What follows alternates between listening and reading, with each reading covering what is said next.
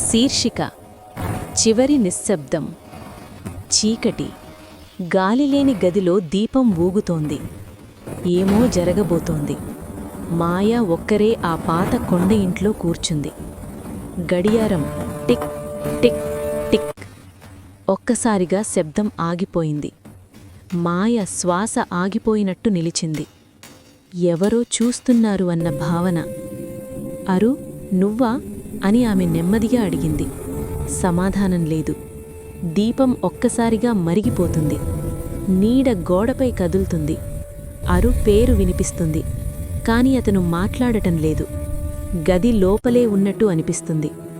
మాయ వెనక్కి తిరుగుతుంది. అరు అక్కడే నిలబడి ఉన్నాడు, నవ్వుతో, చాలా ప్రశాంతంగా. నువ్వు ఆలస్యమయ్యావు అంటాడు అరు. అతని చేతులు వణకడం లేదు. మాయ అతని దగ్గరకు అడుగు వేస్తుంది. నేలపై ఎర్ర మచ్చలు.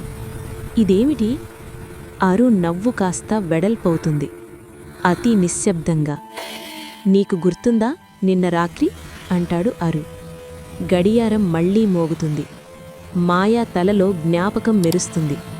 వాదన, కోపం, ఒక్కతోసు. ఆమె కళ్ళు విస్తరిస్తాయి. అరు నేలపై పడిపోయిన దృశ్యం.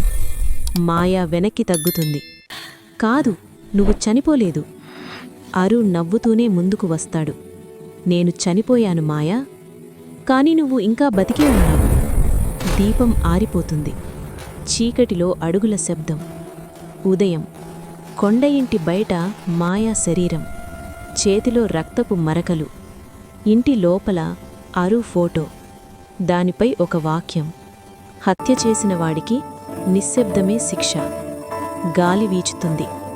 గడియారం ఆగిపోతుంది. ముగింపు. కథ సారాంశం. పాత కొండ ఇంట్లో ఒంటరిగా ఉన్న మాయ విచిత్ర సంఘటనలతో భయపడుతుంది. అరుణ్ కనిపించడంతో నిజం బయటపడుతుంది. నిన్న రాత్రి కోపంలో మాయానే అతన్ని హత్య చేసింది. అపరాధభావం ఆమెను వెంటాడుతూ చివరకు ప్రాణాలు తీస్తుంది. ఈ కథ సందేశం: హత్య చేసిన వాడికి నిజమైన శిక్ష నిశ్శబ్దంగా వెంటాడే అపరాధమే. ఈ కథ నచ్చితే లైక్ చేయండి. ఇంకా ఇలాంటి వీడియోల కోసం సబ్స్క్రైబ్ చేసుకోండి.